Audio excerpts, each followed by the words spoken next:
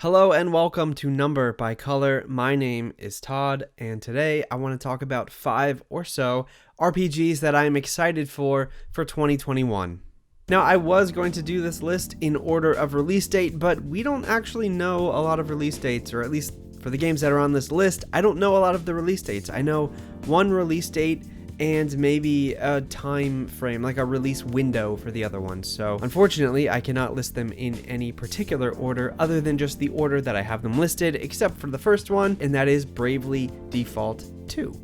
So Bravely Default 2 is going to be a Nintendo Switch exclusive. It's coming out February 26th, 2021, and it is the sequel to Bravely Default and not the sequel to Bravely Second. So as you may or may not know, Bravely Default came out in Japan in 2012. It didn't come to the US until 2014.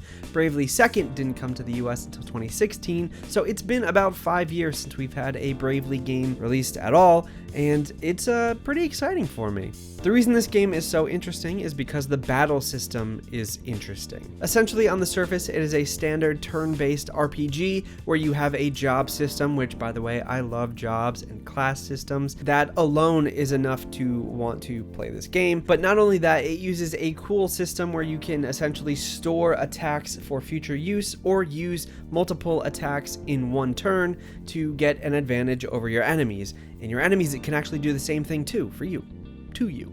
So for example, if you are fighting a really tough enemy, instead of going back and forth with one attack per turn, you can take a few turns off and store your attacks, and then unleash a 3 or 4 attack combo on the enemy, dealing major damage all at one time instead of just going back and forth. It's a really interesting way of adding strategy into the combat. It's sort of like a gambit, maybe I would say, where you can use more attacks than you actually have, but then you kind of have to wait for your turn until they come back, and it's just really fun. And Bravely Default is actually the reason I got a Nintendo 3DS back in the day in the first place, so this game is pretty special to me, and I'm really looking forward to the sequel. I hope they knock it out of the park. So if you haven't checked out the original Bravely Default for 3DS, there is actually a demo for Bravely Default 2 on the Nintendo eShop right now that you can check out. Otherwise, this game comes out in February, and it is one of my most anticipated games of the year, at least in the first half of the year, for what we know is coming out. And we know a lot of what's coming out this year, but of course we don't really know when many of these other games are coming out. And speaking of other games coming out, the second game on my list is Tales of Arise. So this game is being developed by Bandai Namco, I think, right? Namco Bandai? Anyway, this game is being developed by them, and it was supposed to come out in 2020, but for some reason it was pushed. I think because they're using a different engine and they needed more time to polish the game and make it as good as possible, which is good because the previous games in the series have all been somewhat cross-gen, and they felt a little bit stifled and limited in terms of visual aesthetic. After a while, the game started feeling pretty similar. We had Exilia and Exilia 2, and then we had Zestiria and Berseria, and they all kind of looked a little bit the same. I would say Zestiria felt a little bit different than Exilia, but generally the character models looked pretty similar, and the combat was, although it was a little bit different between each game, it felt kind of similar. And this game seems to be more of an action RPG, so I'm excited to see where it takes the series as far as both visual aesthetic and gameplay wise. So as I mentioned, this was supposed to be out last year, and they have said that this was going to be a PS4 and Xbox One game, and that was exciting because, like I said, previous games in the series have sort of been cross-gen. I know Berseria was PS3 and PS4, and I think Zestiria was also PS3 and PS4, so that I think kind of held it back. This was supposed to be PS4 specific, so they really had the chance to go all out as far as visuals. And now that we are in 2021 and the PlayStation 5 and Xbox Series consoles are out, unfortunately it will sort of have that cross-gen feel. I don't know if they've announced a PlayStation 5 or Series specific version, but we at least will have a PS4 version, and it's still exciting to know that it will look and perform better, hopefully, than the previous games have. Number 3 on my list is a game called Digimon Survive, and this game I've been waiting for a couple years at this point. I think it's had several dates where it was supposed to come out, or several years rather, several windows of time where it was supposed to come out, but now it is currently slated for 2021. We do not have a specific concrete time frame in 2021. I think this was also supposed to be last year, but it was pushed to this year, probably, COVID related and work from home related. But yeah, I am a huge fan of Digimon, the series, the anime, and I really haven't been able to connect fully with a game in the series for a very long time. I think I played a little bit of the Digimon game on PlayStation, where you're kind of collecting the monsters and raising them, but nothing ever really felt like a Digimon game to me. And by that, I mean I want a Digimon game that doesn't feel like Pokemon. Digimon Story Cyber Sleuth came out in 2016 in North America, and the sequel came out soon after that. And while those were developed by Mediavision, which is actually one of my favorite developers of old because they did the Wild Arms games, they still didn't really get fully what I wanted out of a Digimon game.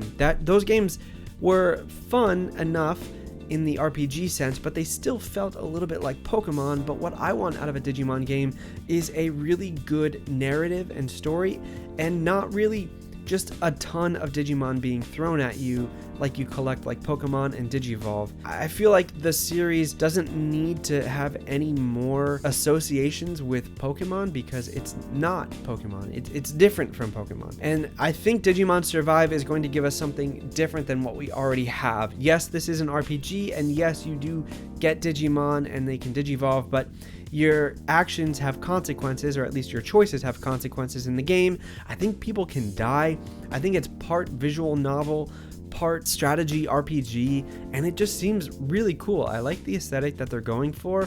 The art style looks really interesting. I know the game has sort of changed throughout development, but I am pretty excited for what it could be, especially knowing where we were and that it's being developed by a different studio than the games we have gotten in recent history. Number 4 on the list is a game called Ruined King, a League of Legends story. And yes, if you know me, you're wondering why a League of Legends game is on this list, but I will tell you why. It's because this game looks awesome. Actually, the only reason I'm interested in this game is because of the developer, not because of the IP.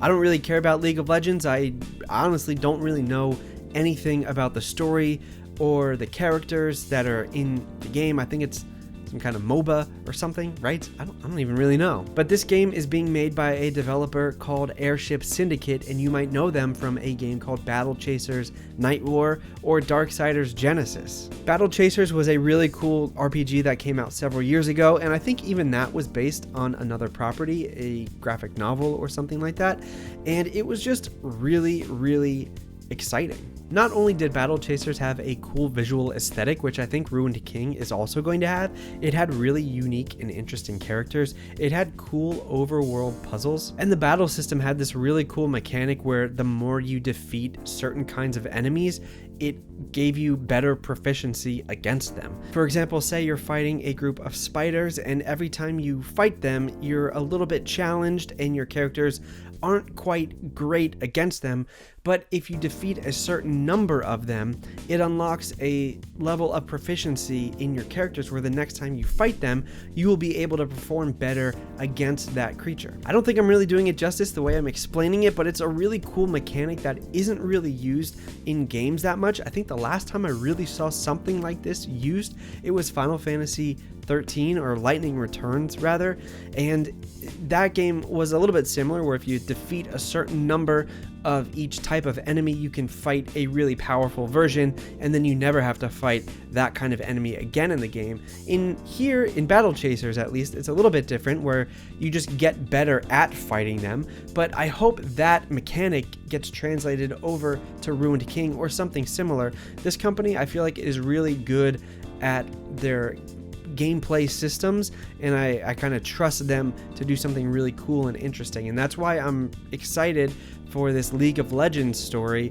Even though I have no desire whatsoever to play League of Legends, this is actually going to get me into that world a little bit. So in one way, it's really good for the League of Legends people to get Airship Syndicate, because it's going to bring people like me who would not otherwise be interested into the world. So number 5 on my list is kind of a cop-out. It's Final Fantasy XVI and Final Fantasy XIV combined into one. I think there's going to be a lot of cool announcements about both games coming out this year, and yeah, I know Final Fantasy XVI probably won't release this year. I'm still hoping maybe it will get announced for, I don't know, winter. Well, I guess technically it's winter now. For the fall, maybe for the holiday season this year. That would be amazing. Final Fantasy XIV, however, I think it's due for another expansion, and I know the producer of Final Fantasy 16 and 14 is talking about big announcements for both games this year. On the Final Fantasy 14 side of it, we had Heaven's Word expansion in 2015, the Stormblood expansion in 2017, and the Shadowbringers expansion in 2019. So now it's 2021. It is 2 years since the last one, and I think based on the timeline in previous history, we're due for another expansion in Final Fantasy XIV.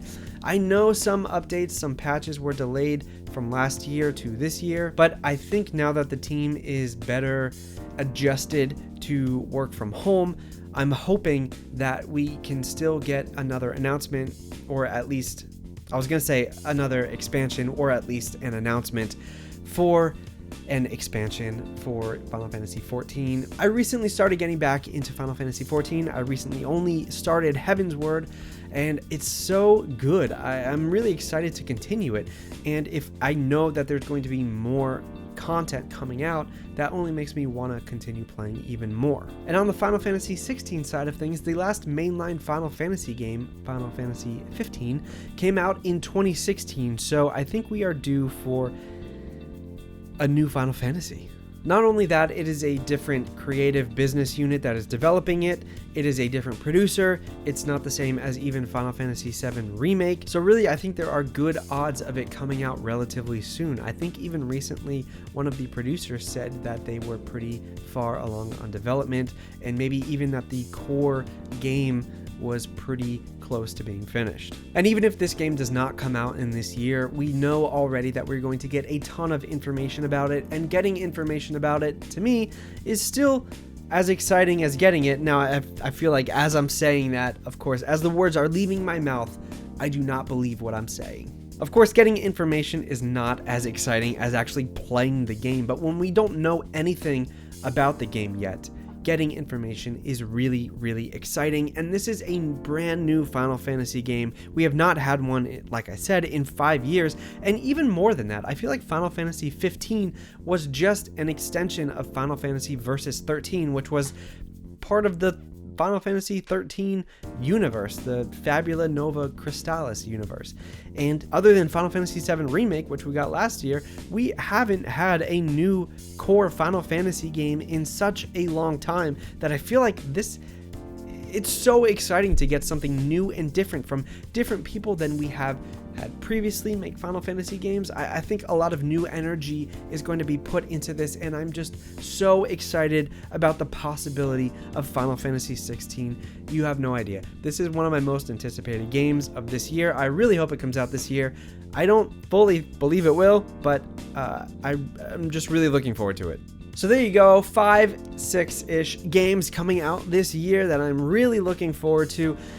There are so many though. I tried to narrow this list down to save time. I think this video is still going to be a little bit longer than I expected it to be, but I am really looking forward to all of these games a lot, especially Bravely Default and Final Fantasy 16, and the other ones too, of course. But let me know what you guys think. Are you looking forward to any of these games? What other RPGs coming out this year are you looking forward to that I did not include on this list? I know Ys 9 is coming out and Nier Replicant is also coming out. I'm very excited for both of those as well. There are just too many to list on one video. I wanted to keep it to 5, but there are so many. Let me know what you guys are looking forward to as well. Maybe games that I missed and I want to add them to my list because I love RPGs and I'm always looking for some good ones, especially if there are some cool indie RPGs coming up, because I played a lot of indie RPGs recently in the last year and a lot of them are really underrated and under talked about, and I think I want to play more of them. So let me know what you guys think. Thank you for watching this video. Like it if you liked it. Subscribe to the channel if you want to see more, and I will be back very soon with more stuff. Thank you for watching. Have a good night.